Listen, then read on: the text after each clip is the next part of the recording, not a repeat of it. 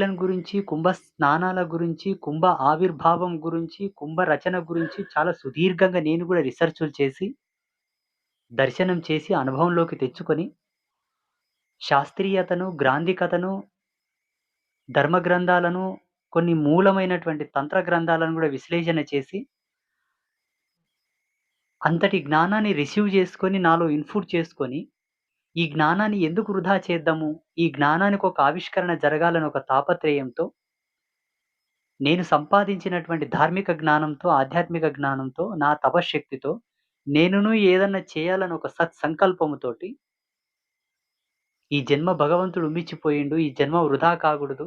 ఈ జన్మకొక పరిపూర్ణత రావాలని ఒక కసితోటి, అక్కడ ఎలా త్రివేణి సంగమం ఉన్నదో, అంతకన్నా అద్భుతమైనటువంటి త్రివేణి సంగమాన్ని ఇక్కడ అంబాత్రయ క్షేత్ర రూపంలో మనం ఆవిష్కరణ చేశాం.